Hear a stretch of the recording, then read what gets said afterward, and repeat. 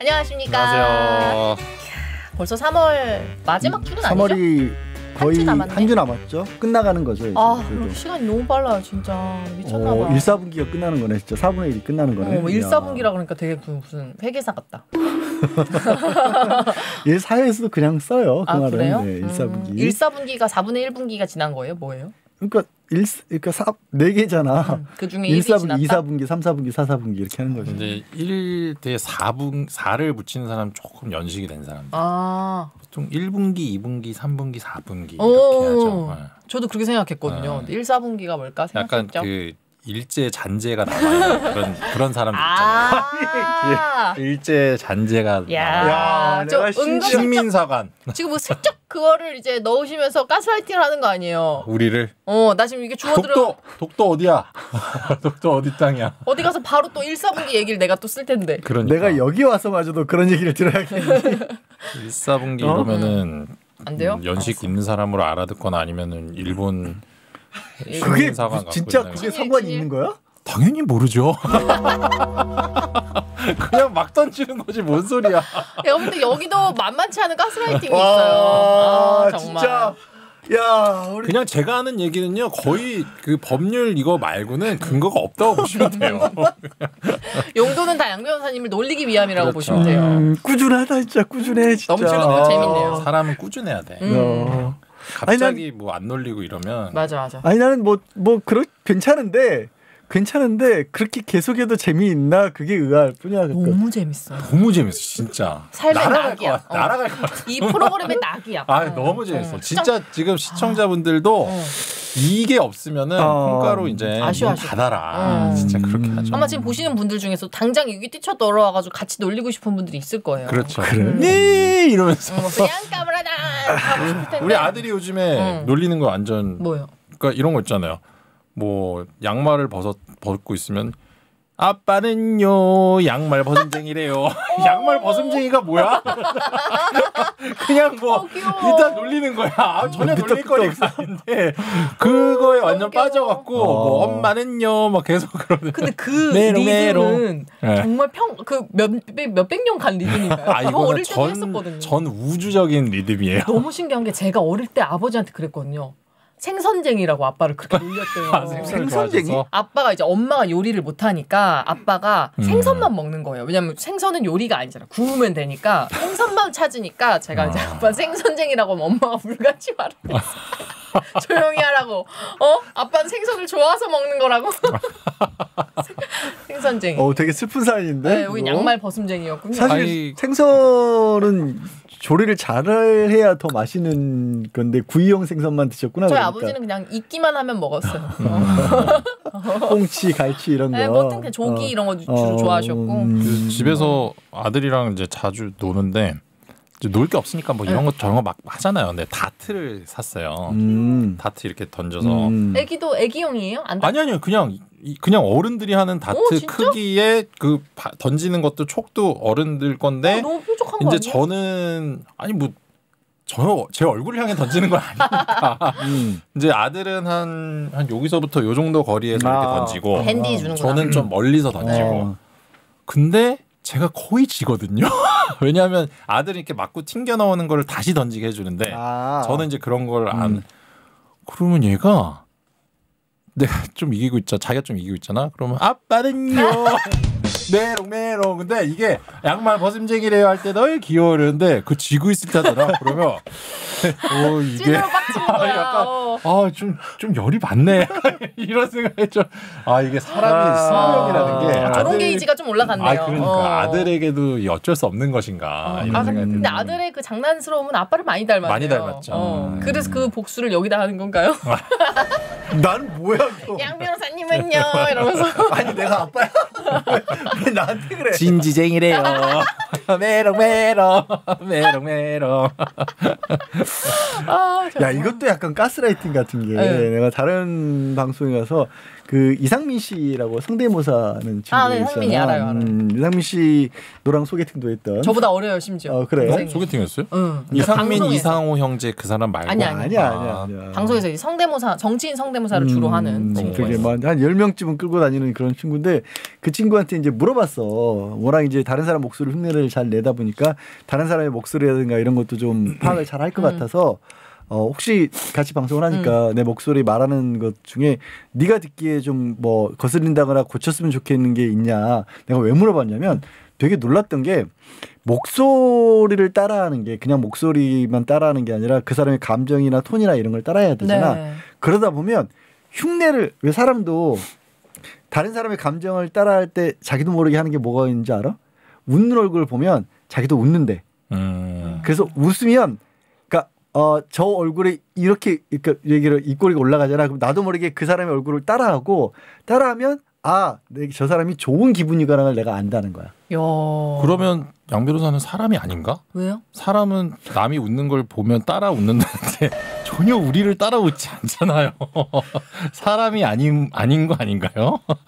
아이, 맞잖아요. 나도 웃잖아. 근데 그래서 무슨 얘기를 하냐면 어떤 정치인이 자기가 봤더니 거짓말하고 있대. 그래서 왜? 그랬더니 그 사람 평소에 따라했을 때 그 사람이 진짜로 웃었을 때의 느낌과 가짜로 웃었을 때 느낌의 소리와 표정이 다르다라는 거야. 무서워. 그러니까 그걸 캐치를 해내더라고. 되게 재밌지. 그러니까 단순하게 목소리만 따라. 무서운데 약간? 뭐 무서워? 아니 웃는 걸 보고서 저건 가짜야. 이런 무섭죠. 왜냐면 그냥 보는 게 아니라 그 친구는 계속 그 사람을 습관을 따라하다 보니까 지금은 진짜 평소에 제대로 웃는 찐 웃음이 아니구나 캐치를 하는 거야. 그래서 내가 이제 뭐 가스라이팅 얘기하다 여기까지 갔는데 그래서 내가 이제 나는 그런 게 있냐 물어봤더니 양 변호사님은 되게 생각보다 재밌는 캐릭터라는 거야.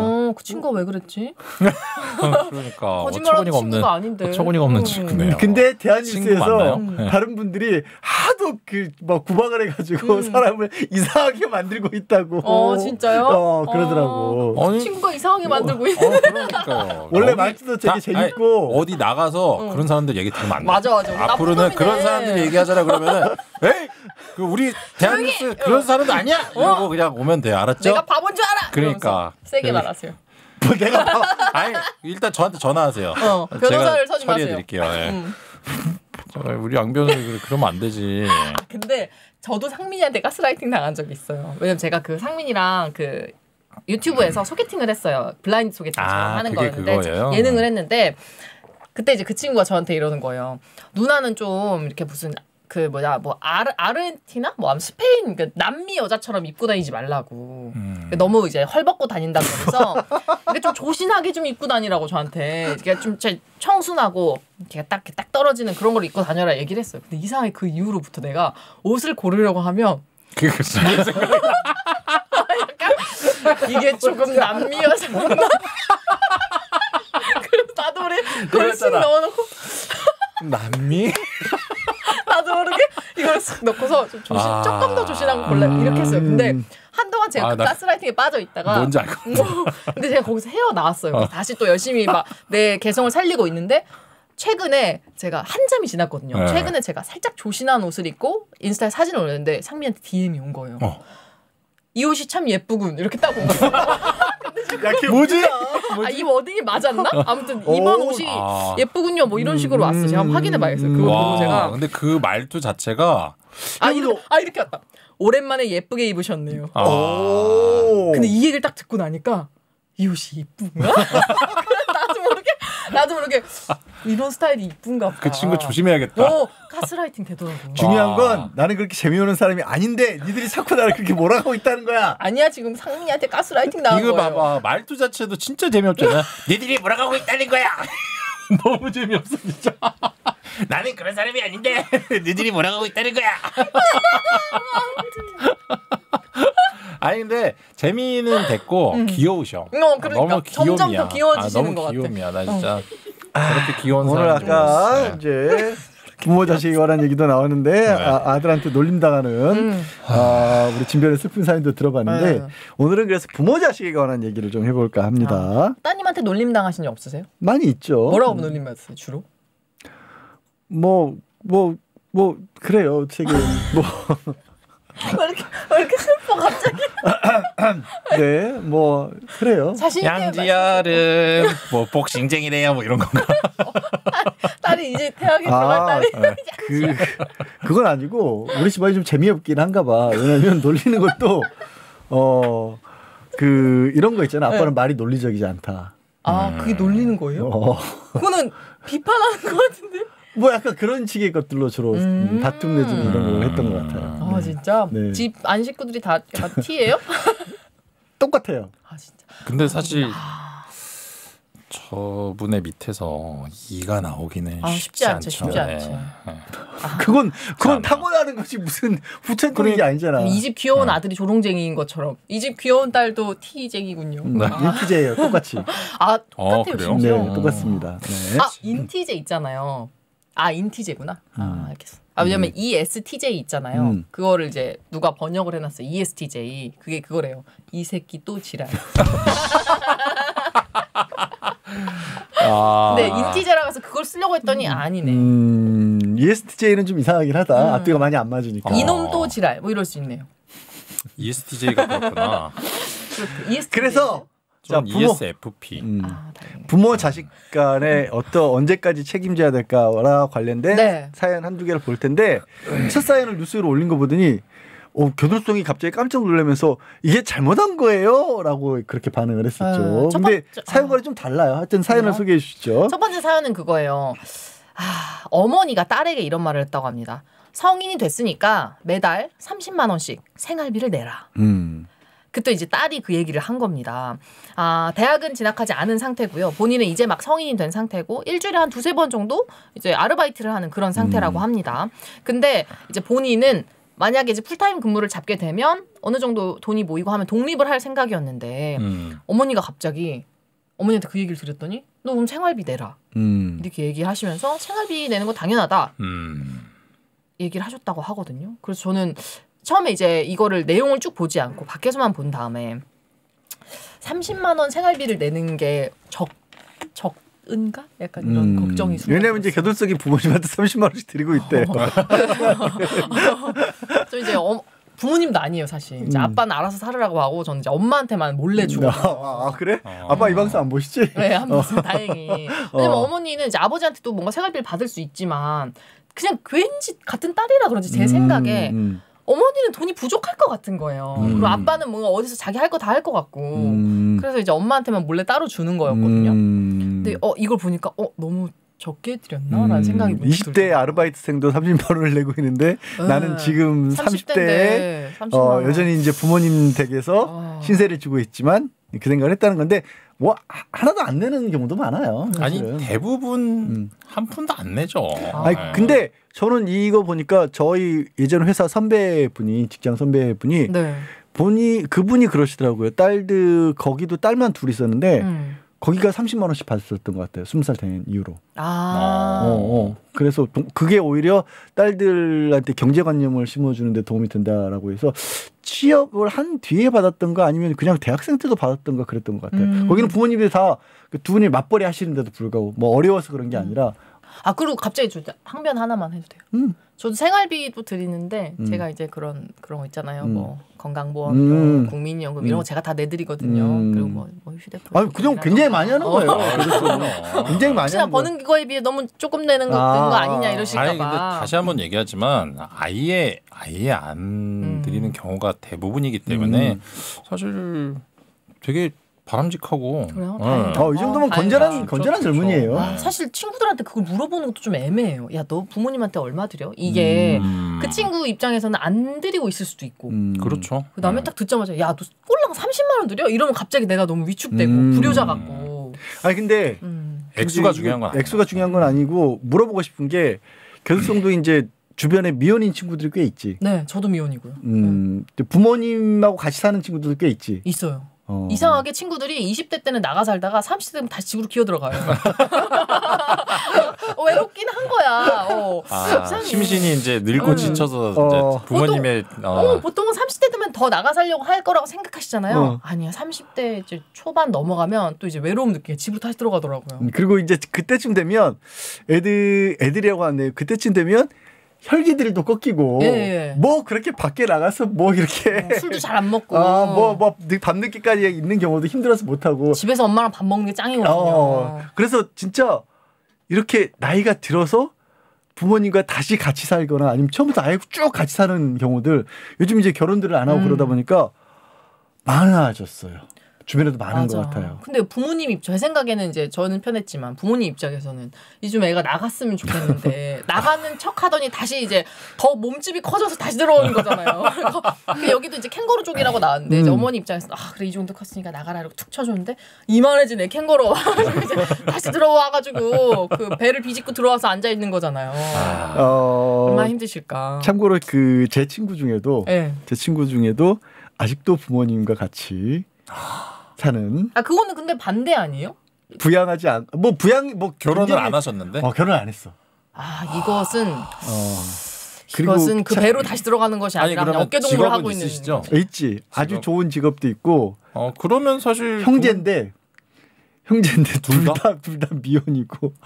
아이고야. 그래서 어머님이 정말 볼 때마다 한숨을 좀 나갔으면 하는구나. 근데 이제는 나이상으로 결혼을 어떻게 하거나 이러기가 왜 또 뭐 하려면 할 수 있지 왜? 아니야. 제가 그때 여쭤봤잖아요. 왜 이제서야 말씀하세요? 제가 그때 그랬잖아요. 저 나이가 좀 있는 분 남성분이 혹시 계시냐? 잊고 있었다. 다시 물어볼까? 그 동생도 미혼이거든. 어머 진짜요? 제가 그때 한번 여쭤본 적이 있었거든요. 박 변호사님한테. 저게 너무 어린 친구들 말고 어린 친구들은 이제 결혼 생각이 없잖아요. 요즘에는 30대 남자들이. 지금 30년 차이 나는데 괜찮아요? 30대 차이 나요? 한 40대 정도 아니세요? 40대 후반에서. 하여튼 이런 일들이 벌어지다 보니까 이제 부모 자식 간에는 부양을 그럼 어떻게 해야 될까? 예전에는 자녀들이 저희 앞세대만 해도 자녀들이 직장 다니고 이러면서 부모들을 부양한다 이런 개념들이 좀 있었는데 저희 전 세대만 해도 요즘에는 지금 들으신 것처럼 부모님들이 오히려 끝까지 자녀를 책임져야 되는 경우들이 많은 것 같아요. 그게 우리만의 생활은 어떤 상황은 아니고요.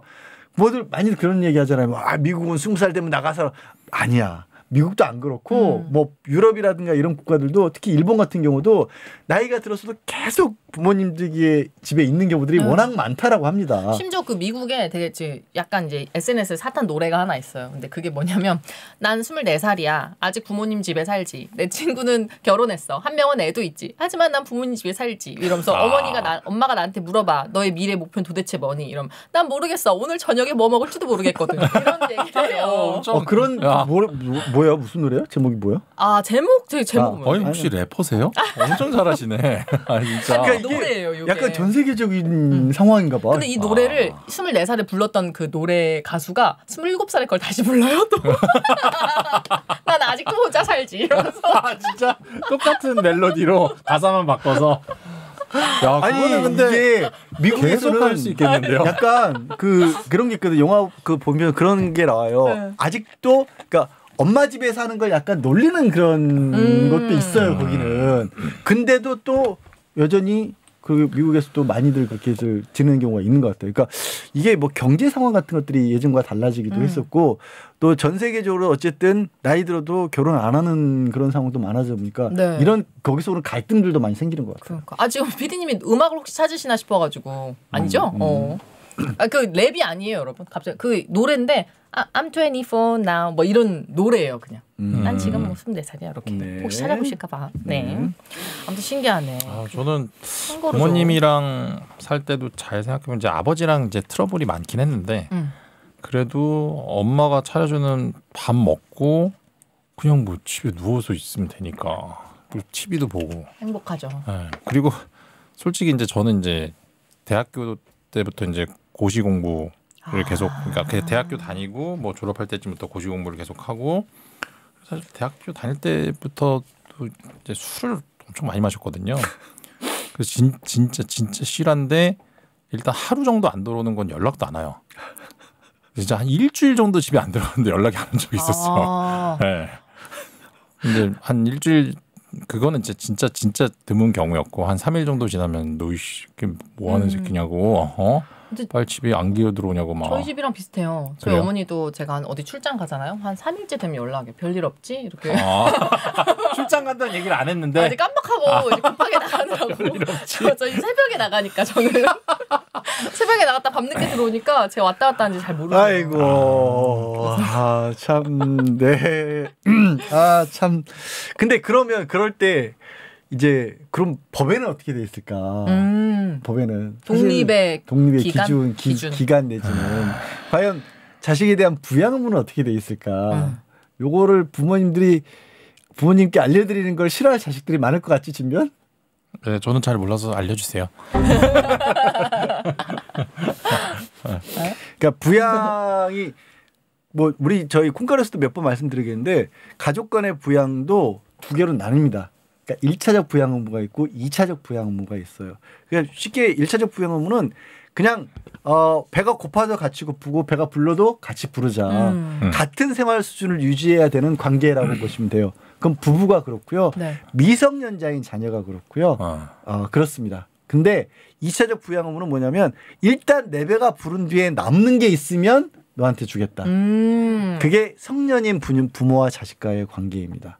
그러니까 꼭 야 아빠는 소고기 먹는데 왜 저는 뭐 콩나물만 줘요라고 말할 수 없는 게 콩나물이라도 주면 어디자가 되는 게 사실은 성년인 부모와 자식 사이의 관계예요. 제가 사실 않네. 최근에 이제 상담한 사안이 있는데 솔직히 저는 이제 속 시원하게 부양 의무 이 부분에 대해서 그 사건을 해본 적이 없어갖고 네. 정확하게 잘은 모르겠는데 잘 모르시는 게 자세에서도 느껴져요. 많이 위축되셔서 갑자기. 저는 네. 쇠뇌가요. 잘 모르겠어요. 왜냐하면 이거는 소송이 그렇게 만난 소송은 아니에요. 그러니까 내용이 뭐였냐면 되게 안 됐어. 그러니까 부모님은 돌아가셨고 할머니가 살아 계신데 할머니가 이제 뭐 거동도 불편하고 뭐 치매 뭐 이런 거였던 것 같아요. 근데 그 부모님이 돌아가시기 이전에 이 남매 집에서 계속 사셔갖고 부모님이 돌아가시고 난 뒤에도 이 손자 손녀가 이 할머니를 케어를 하고 있는 거예요. 근데 중요한 건 할머니의 자식들이 한 3-4명이 있어요. 이 사람들은 신경도 안 쓰는 거야.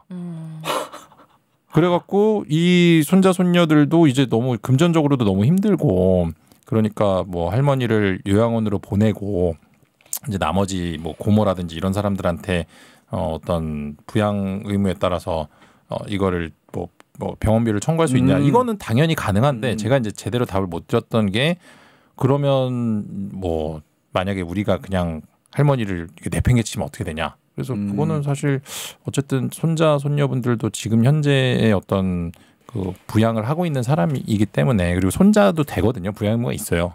그러니까 할머니에 대한. 그래서 제 대답을 잘해드렸구나. 그래서 그런 경우에는 이제 뭐 형사처벌도 될 수 있다 이런 식으로 했는데 되게 안 됐어 솔직히. 그러니까 물론 법적으로의 어떤 부양 의무는 손자 손녀도 있는 것이 맞기 때문에 하는 건 맞는데 사실은 우리나라의 어떤 정서상으로는 당연히 자식들이 해야죠. 근데 이 자식들이 그 다른 형제가 이제 죽고 나서 자기들이 이제 그동안 돌보지 않았다는 이유로 그냥 모른 척 하고 있는 거예요. 사실. 예를 들어서 큰아들의 자녀들이 있는데 그쵸. 다른 형제들이 분명히 있는데 부모님이 아니라 이제 할아버지 할머니를 손자 손녀가 어린 손자 손녀를 그래. 모셔야 되는 그런 경우는 지금 얘기한 것과는 좀 반대의 경우로 이제 좀 안타까운 경우고 두 번째 사연 같은 경우에는 이런 경우가 이제 가끔 있어요. 근데 이 경우에는 본인은 되게 억울해하는 그런 상황입니다. 어떤지 소개를 해주세요. 일단 아버지가 미국 유학을 보내줬어요. 근데 바람이 나서 아버지가 이혼을 한 거예요. 그러니까 갑자기 아버지가 생활비를 더 이상 안 주는 거예요. 유학 간 딸한테. 그러니까 이제 해외 유학 비용을 좀 청구를 할 수 있을까요? 이런 상담을 하신 거죠. 그러니까 이게 조금 더 부연 설명을 드리자면 아빠가 부추겼어요. 아빠가 너는 지금 한국에서 공부하는 것보다 외국에 가서 뭐 예를 들어서 뭐 특별한 전공을 하는 게 낫겠다라고 해서 그러면 그 김에 아내도 같이 가서 이제 아이를 뭐 자녀를 돌보는 게 낫겠다고 해서 같이 보냈는데 그러니까 자발적 기러기 아빠가 되신 거죠. 근데 보내놓고 다른 여자를 만나기 시작한 거야. 그래서 보냈네. 그런 거 같아. 사실은 그게 의심이 되는 거지. 이 자녀 입장에서. 의도가 좀 있지 않았나. 괘씸한 거지. 근데 그래서 그럴 경우에 어떻게 될 거냐. 이거 혹시 청구할 수 있느냐라는 사연이었어. 근데 근데 사실 저는 이게 만약에 그 아버지의 의도였다 치더라도 엄마한테는 물론 너무 안타까운 일이지만 딸 입장에서는 미국으로 미술 유학을 보낸다는 게 사실 돈이 정말 많이 드는 일이잖아요. 근데 정말죠. 우리가 생각하듯이 그냥 바람 피려고 처자식을 미국으로 보낸다는 게 저 약간 아닐 수 있을 것 같아. 원래는 그러기엔 돈이 너무 많이 들잖아. 남편이 무슨 바람 한번 피자고 그 몇 천만 원을 그렇게 써요? 억대야. 그지 그럴 수 있나? 연 단위로 거의 그렇게 혼자 있다 보니까 바람을 피게 되지 않았을까? 근데 뭐 때가 잘 맞지 않았을까요? 뭔 소리야? 생각지 못한 그럴 수도 있었고 타이밍이 잘 맞았다. 네. 근데 뭐 저는 이제 그거를 계획했을 수도 있다고 보는 게 진짜요? 돈이 엄청 많은 집일 수도 있고요. 그럴 수도 있지. 그리고 딸이 이렇게 그런 얘기가 나왔을 때 그렇다면 내가 이제 자유로운 생활을 하기 위해서 일단 보내자. 이제 그 당시에 여자가 없었을 수는 있지만 네. 그 기러기를 자처했다는 것 자체가 의심스러울 수 있는 거죠. 왜냐하면 이제 저희들 사이에서는 이제 우스갯소리로 뭐 기러기 아빠 주말 부부 뭐 이런 거 하면은 뭐 3대가 덕을 쌓아야지 할 수 있는 거다 막 이런 얘기들을 남자들끼리 웃으면서 해요. 저게 이제 상대적으로 어린애들은 그렇게 얘기를 하고. 근데 중요한 건 저도 그게는 동의하지 않는 게 말도 안 되는 거죠. 저는 사실은 만약에 우리 아들이랑 와이프가 미국으로 갔어. 그럼 나는 돈만 벌어서 보내야 된단 말이야. 그리고 얘는 이제 나를 이제 거의 있는 거지 교류도 없고. 그러면 내 삶이 뭐가 되는 거야? 나도 그건 아닌 것 같아. 내가 ATM기도 아니고. 아니 그 너무 싫고 저는 그래서 그런 식의 어떤 기러기 이런 거는 전혀 생각이 없어요, 진짜로. 근데 사실 저 경우에는 이 딸 입장에서는 되게 막 속상하고 화도 났던 게 이 아버지가 그렇게 바람이 났다는 걸 알게 된 이유가 그 엄마랑 같이 셋이 살던 집에 또 다른 여자가 들락날락하면서 그걸 엄마 친구가 봤대. 그래서 그게 또 소문이 난 거야. 엄마 친구가 그걸 보고 엄마한테 말을 해줘가지고 그 다음에 이제 협의 이혼을 했는데 딸은 한 2년 후에나 그걸 알게 된 거야. 사실은 그랬다는 거. 그리고 아빠가 돈을 끊으니까 괘씸해진 거지 딸이 이제. 근데 답은 아실 거예요. 사실 정말 나쁘지만 딸 입장에서 아빠한테 돈 달라고 할 권리는 없어요. 그렇죠. 성년이니까. 맞네. 성년이니까. 이후에 딸은 이제 엄마와 그리고 할머니 할아버지의 도움을 받아서 이제 미국 유학을 계속했다고 합니다. 사실 요 비슷한 사안이 비슷하지 않고 엉뚱한 사안이지만 작년인가 부양료 청구 소송을 자녀가 한 적이 있어요. 네. 그러니까 유학을 가야겠다라면서 이혼하지 않았는데. 신기하다. 자녀가 아니 부모니까 아버지니까 나 유학 비용 대줘요라고 했을 때 법원에서 그것도 기각했습니다. 그러니까 일상적인 어떻게 보면 부양의 수준이라고 하는 거는 보통 남들이 생각하는 보통의 경우의 정도의 수준인 거지 이런 어떤 특별한 비용까지는 부양의 의무가 없다라고 했어요. 사실 근데 그 소송을 제기한 그 자녀분 정말 그러면 이제 부모가 나를 상대로 소송을 했어? 내가 죽어도 너한테는 재산을 한 푼도 줄 수 없다. 나는 그럴 것 같아요. 부모 입장에서. 네. 그 어쨌든 뭐 순리적으로 아버지나 어머니가 돌아가시는 경우에는 이제 제1순위 상속인인 거잖아요. 근데 그렇게 할 이유가 있나 싶기도 무슨 하고. 생각을 해서 그러는지 모르겠는데 하여튼 그런 일이 한번 있었습니다. 지금 저희 법인에서 되게 큰 사건 하나 하고 있는데 되게 신기한 사건인 게 큰아버지가 돌아가셨어요. 근데 작은 아버지의 아들, 작은 아버지도 옛날에 돌아가셨거든요. 근데 그 작은 아버지가 먼저 돌아가시고 이 작은 아버지의 아들이 큰 아버지가 돌아가시기 전에 입양이 된 거예요. 근데 중요한 건 아무도 그 사실을 몰랐어. 그러니까 이 작은 아들의 아들이 이분의 큰 아버지의 신분증이랑 뭐 이런 인감증명서 이런 걸 다 떼갖고 그냥 입양 신청을 해버린 거예요. 네. 오. 그래서 입양이 됐고 이 큰아버지가 재산이 한 몇십억 있었거든요. 이 재산이 이 둘째 아들의 아들이죠. 그러니까 조카한테 다 간 거예요. 근데 웃긴 건 이 큰아들 작은아들의 할머니가 계세요. 그러니까 원칙적으로는 이 큰아들이 사망했을 때 이 작은 아들의 아들은 상속권이 없잖아요. 왜냐하면 1순위 상속인이 어머니니까. 네. 그러면 일로 갈게 입양을 해버리는 바람에 입양을 서류를 위조해서 입양을 해갖고 일로 간 거예요. 이쪽으로 재산이 간 거예요. 근데 중요한 건 저희가 이제 형사 고소도 하고 뭐 서류 위조 뭐 사문서 위조 공문서였나 네. 뭐 그런 것도 하고 그 형사 고소하고 통화했더니 막 살려주십시오 뭐 진짜 제가 잘못했습니다 다 돌려놓겠습니다 막 이렇게 됐는데 조금 시간이 지나니까 변호사를 선임해서 이제 말을 바꾸는 거예요. 근데 이 사람이 정말 멍청한 게 뭐냐면 잘 보세요. 이 할머니 엄청 고령이시거든요. 네. 이 큰아버지가 할머니한테 돌아가시고 할머니가 이 재산을 다 상속받았잖아요. 이 할머니가 돌아가시면 어차피 이 사람으로 무조건 가는 거예요. 재산이. 무조건 이 사람한테 가는 건데 지금 할머니는 무슨 생각을 갖고 있냐면 이 새끼한테는 절대 주지 말아야겠다. 그래서 다른 이제 뭐 형제 자매라든지 할머니 네, 이런 사람들한테 재산을 이제 지금 찾는 소송을 진행하고 있는 중인데 이거 진짜 너무 신기한 사건이지 않아요? 바보네 바보. 네. 아유. 그러니까 너무 어리석게 행동을 한 거죠 사실. 욕심부리면 안 돼. 욕심부리면 안 돼요 진짜. 참 부모 자식 내지는 이렇게 뭐 형제 자매간에도 돈이 걸리면 그 사실 할머니 돌아가시라고 고사 지낼 수는 없는 거잖아. 네. 그 몇 년이라고 하는 게 이자에게는 굉장히 컸을 수도 있고 뭐 하여튼 그런데 이제 기왕이 이제 부모 자식의 어떤 뭐 서로의 부양 의무 얘기를 했으니까 가끔 물어보시는 게 이런 게 있어요. 논란이 되는 게 예를 들어서 결혼을 해서 시부모님이랑 같이 살았어. 네. 근데 남편이 덜컥 돌아가셨어. 사망을 했어 먼저. 그래서 아내가 있고 시어머니하고 두 분만 남은 거야. 이랬을 때 그러면 이 남은 아내는 시어머니를 모셔야 되는가? 의무는 아닐 것 같아요. 저 이런 거 드라마에서 본 적 있어. 의무는 아닐 것 같아? 왜? 남편이 죽었잖아. 사별했잖아. 아니 의무가 있죠. 인척 간에도 속이 왜 이런 소리가 나지? 죄송해요. 저 잠깐 나갔다 와도 될까요? 나갔다 오셔도 돼요. 농담입니다. 네. 근데 사별하면 어쨌든 그 부부간의 연은 끊어지는 거 아니죠. 아니에요? 안 끊어지지. 그럼 사별 이혼을 해야 끊어지고. 그럼 사별한 사람이랑 어떻게 이혼해요? 아니 그게 아니라 자 보세요. 이런 거 간단하게 예를 들어볼게요. 우리들이 결혼을 했어. 근데 재산 엄청 많아요. 둘이 만약에 이혼을 하잖아요. 그러면 나한테 상속을 못 받아요. 네. 왜냐하면 이혼했으니까 네네. 법률혼 관계가 사라져서 가족이 아니에요. 네. 근데 뭐 만약에 이혼 소송을 하고 있는 중에 갑자기 내가 죽었어요. 그러면 법률혼 관계이기 때문에 네. 상속을 받을 수가 있어요.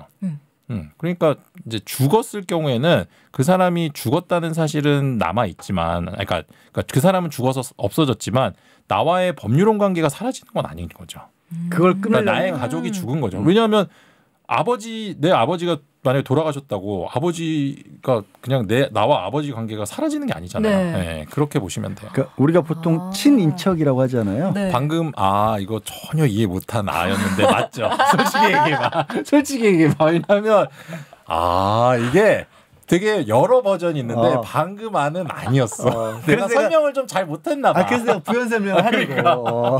그래서 저도 하고 바로 여기 뭐 좀 더 들은 거 없나. 그러니까 내가 잘못했네. 제가 아주 잘못했네요 그냥. 우리가 보통 친인척이라고 하잖아. 네. 친척은 글자가 들어 가까운 친척이고 맞아. 근데 그게 법적으로는 아버지 쪽을 친척이라고 하고 인척은 뭐냐면 혼인으로 인해서 그쵸. 이제 각 친지에 포함된 사람인 거야. 그러니까 남편의 어머니지 시어머니가. 알을 중간중간 해주셔야 돼요.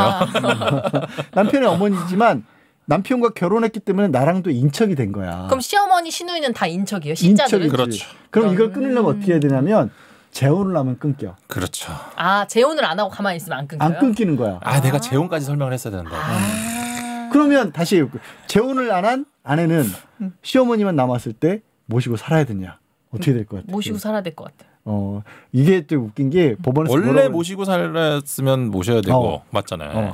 원래 모시고 살았으면 모시는데 근데 그렇다 떨어져 나오잖아. 별거를 시작하잖아. 그때부터는 안 모셔도 돼. 헷갈리지? 그러니까 만약에 한 집에서 같이 살다가 그냥 저 이제는 따로 살게요 나와버리잖아. 그때부터는 어머니에 대한 부양 의무가 없어져. 도망 나오면 안 되고 도망 나오면 이제 유기가 될 수 있으니까. 네. 출가식 허락을 받고 나오면 괜찮다. 그렇구나. 그때부터는 그러니까 예를 들어서 그냥 부양하기 위해서 이것도 2차 부양이니까 어쨌든 뭐 방금 그렇구나는 되게 재미없다는 그렇구나. 아니면 집에서 나오면 되는 거구나. 근데 준비현이 얘기했잖아. 조심해야 될 건 고령이어서 고등도 못하는 분을 갑자기 그래? 우리 양 변호사가 떨어져 나오면 부양무가 없어진다 그랬으니까 나갈래라고 하면 이제 유기죄로 이제 처벌을 받을 수가 있다는 거지. 너무 고령이면은 모셔야지. 모실 마음이 전혀 없는 말도. 반응이 되게 막 그렇다. 아니 그래도 어디 좀 이렇게 돌봐줄 사람 있는 데라도 해드려야지. 근데 그래서 부모 자식 간의 관계라고 하는 게 참 어려워. 그래서 이럴 때 이제 부모 자식과 부양 문제에 관련해서 가장 다툼이 많이 되는 거는 사회적으로도 가끔 뉴스에 나온 거는 나 버리고 어렸을 때 태어나자마자 나 버리고 떠났던 아버지가 어느 날 70, 80이 돼서 찾아와서 내가 네 애비다 모셔라. 저 그 얘기 딱 듣자마자 지금 구하라법 생각났어요. 막 비슷한 상황이죠. 근데 구하라법은 사망했을 경우고 살아있을 때 이거는 소송이 가끔 있습니다. 근데 사실 저는 너무 열이 받는 게 그런 경우에는 부모가 부모의 의무를 다하지 않았잖아요. 근데 본인이 혜택만 보려고 할 때 그걸 줘야 된다는 게 너무 열이 받네요. 답은 알고 있는데 줘야 돼요. 그러니까 너무 열이 받아요 그게. 그래서 그것 때문에 구하라법 얘기가 나왔던 거잖아요. 줘야 된다는 것 때문에. 그러니까 구하라법은 이제 상속과 관련된 부분이었긴 하지만 살아있을 때도 그렇게 하는 거고 법원에서는 많이는 안 줍니다. 많이는 안 주는데 주기는 줍니다. 근데 그걸 이제 받으려면 이제 본인이 경제력인 자력이 아예 없다라는 것도 입증해야 되는 부분이 있긴 있어요. 맞아요. 상징적인 금액을 재판으로 내리긴 하지만 그래도 자녀들 입장에서는 진짜 황당하지. 갑자기 생각이 났어. 어릴 때 혹시 제일 최고로 많이 받은 용돈이 얼마 정도 되세요? 어릴 때 기준이 뭔지들 몇 살? 몇 살? 뭐 100원이 10,000원이전 시절에 계시진 않았을 거 아니에요. 그냥 적당히. 누구에게 받은 용돈을 말하는 거예요? 부모님한테. 100원이 10,000원이었던 게 나 초등학교 때 짜장면 500원이었어. 도대체 몇 살이세요? 500원짜리 짜장면을 드셨다고요? 초등학교 들어가기 전인가 하여튼 500원이었. 컵볶이 아니야? 컵볶이? 아니야 500원이었대 있었어 짜장면이. 진짜? 진짜 완전 늙은 중늙은이네. 내 기준으로 제일 많이 받은 금액 막 이런 거. 용돈. 물가가 많이 바뀌었으니까. 보통 어느 정도 받았었어요? 우리 때는 10,000원 받아도 많이 받았다고 생각을 했지. 한 달에? 한 달은 아니고. 우리는 근데 나는 따로 용돈을 받지는 않았던 것 같아. 학교 다닐 때 그냥 저는 필요한 돈 있으면 그냥. 필요하다 얘기하면 아버지가 주시고. 선생님이셨고 아이를 셋을 키워야 하셨기 때문에 이제 뭐 용돈을 얼마 받았냐보다는 이제 제가 용돈을 잘 받지 못했기 때문에. 이제 부모님의 옷에서 가장 크게 발견된 돈이 얼마인지 뭐 동전부터 시작해서 이런 것을 얘기를 하는 게 좋지 않을까. 갑자기 왜? 그럴 수 있지. 아니 갑자기 궁금해서 부모님한테 줘야 되는 용돈 얘기가 나왔길래. 그렇죠. 그래서 그렇구나. 이제 되게 뭘 사 먹고 싶은데 엄마 아빠 용돈 안 주니까 이게 딱 제가 방법을 알려드릴게요. 여름에 엄마 아빠의 겨울 잠바를 찾아야 돼.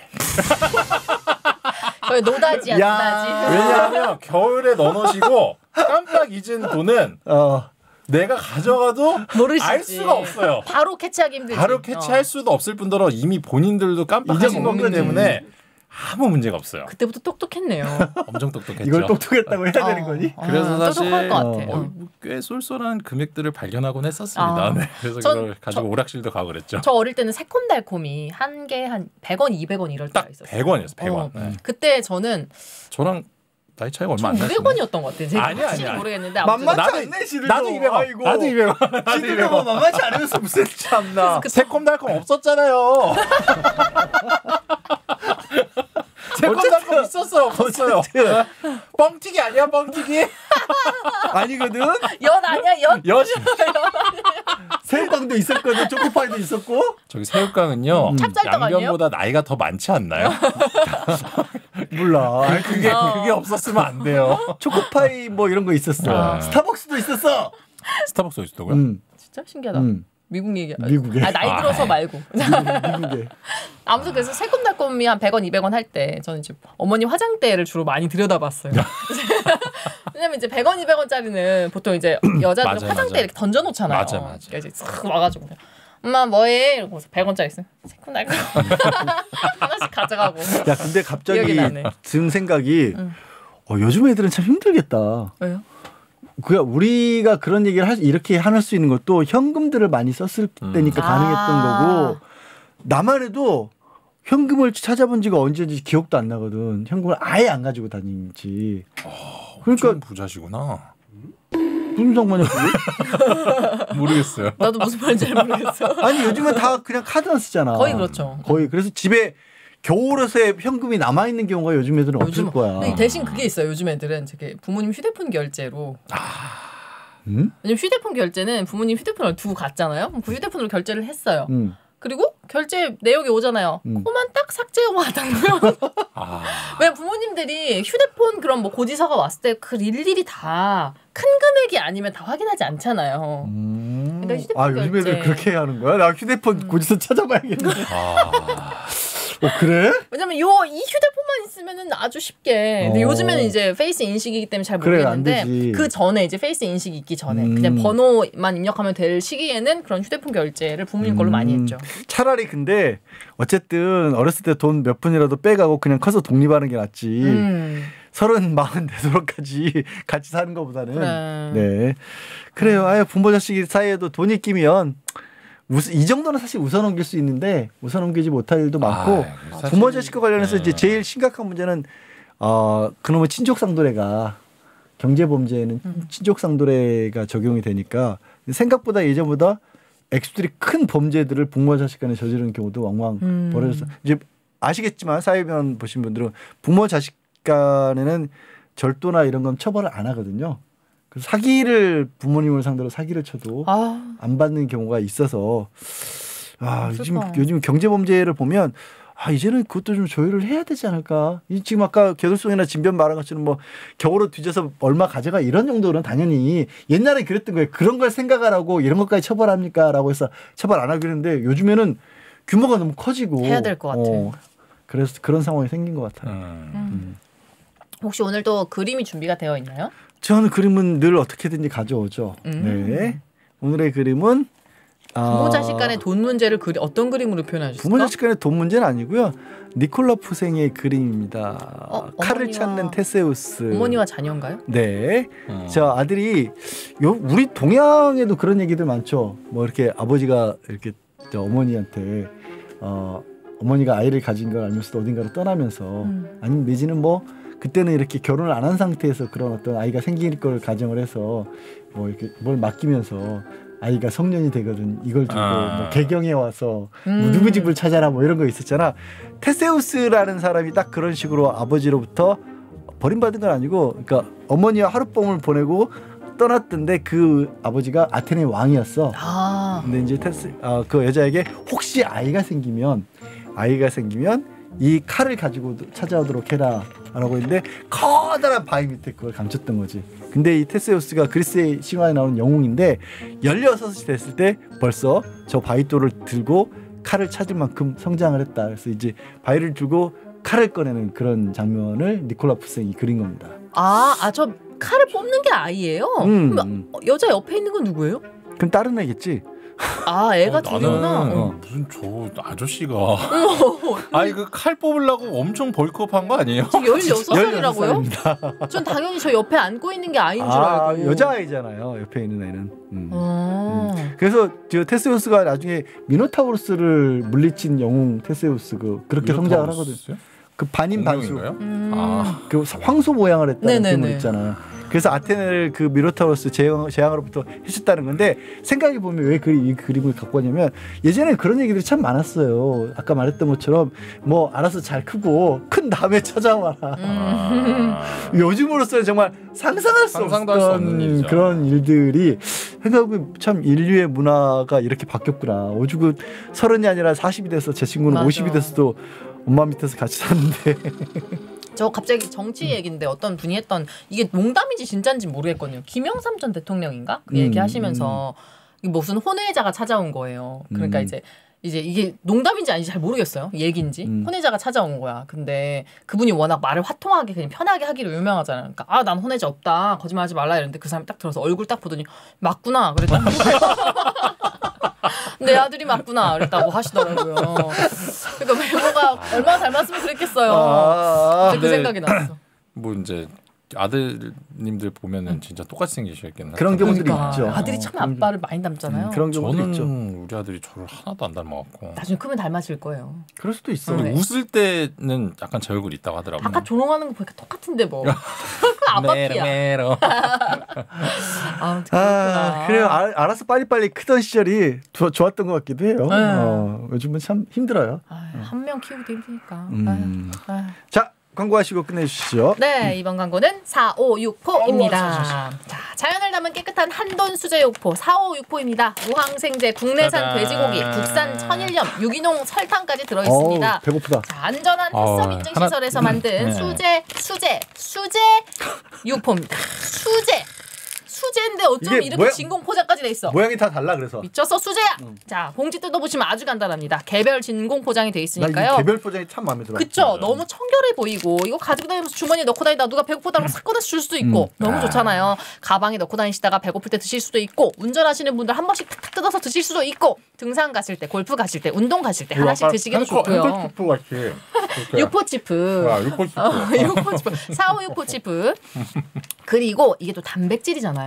운동하시는 분들한테도 추천을 드리고요. 아이들 공부하는 아이들 가끔 간식 먹고 싶을 때 몸에 안 좋은 과자 주지 마시고요. 이런 영양 간식으로 챙겨주시기도 너무 좋고요. 우리 그 집엔 아이가 둘이라고 하잖아요. 이제 술 먹고 들어오는 아이 있잖아요.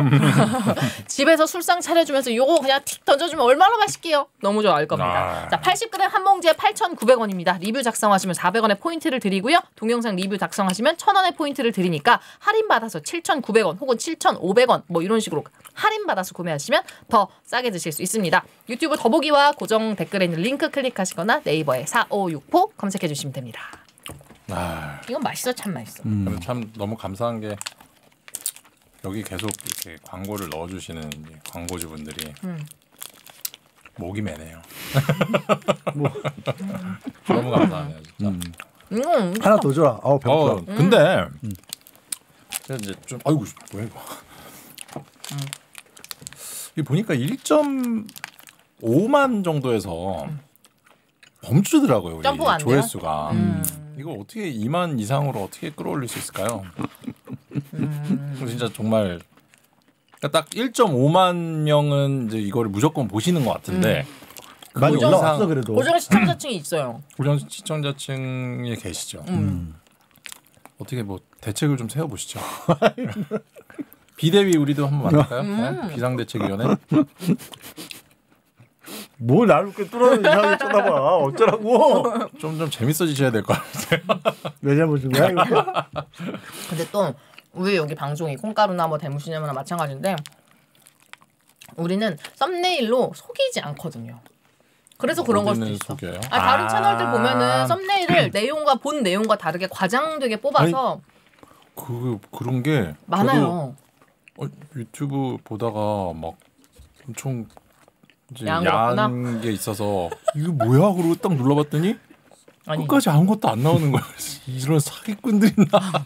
저는 심지어 뭐라고? 제 친구가 유튜브에 무슨 뭐 송섬이 아나운서의 실체 뭐 이런 게 떴다는 거예요. 그래서 내가 뭔데 이러고 들어봤더니 뭐 학벌이랑 뭐 이런 거 제 인스타에 올린 사진들 같은 거 모아가지고 그냥 짧은 릴스를 하나 만들어 주셨더라고요. 근데 그걸 무슨 실체라고 해가지고 뭐 뜨니까 조회수가 막 올라가는 거야.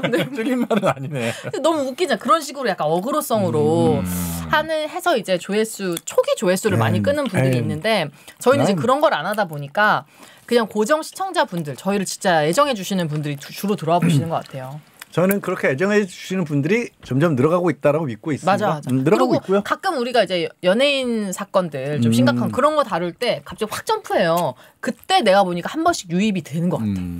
그럼 뭐 또 하나 해야겠네. 그러니까 뭔가 터져야 하나. 연예인 사건 뭐 좀 해야겠네.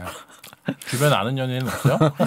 사건을 일으키라고? 사건 좀 일으키라고 해봐요. 전 이번에 약간 특이했던 하나만 이제 얘기하고 가자면 그거 서인영 씨 이번에 이혼하는 얘기 있잖아요. 저 약간 그때만 그런 거 할 때마다 궁금한 게 연예인들 이혼 사건은 연예인이 직접 말하는 게 아닌데 어디서 듣는 거예요?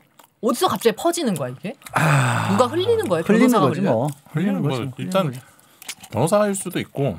그리고 재판은 공개 재판이니까 왔다 갔다 하면 가정법원에 있는 사건들이 접수가 되는 걸 기자들이 체크를 할 수도 있어요. 저 그리고 황정음 씨 건도 궁금했던 게 그 유책 배우자가 남편이라고 해요. 그래서 황정음 씨가 이혼 소송 기사가 나오기 전에 바로 막 남편의 사진을 자기 SNS에 막 올렸단 말이에요. 일부러 이제 공개되라고 한 거죠.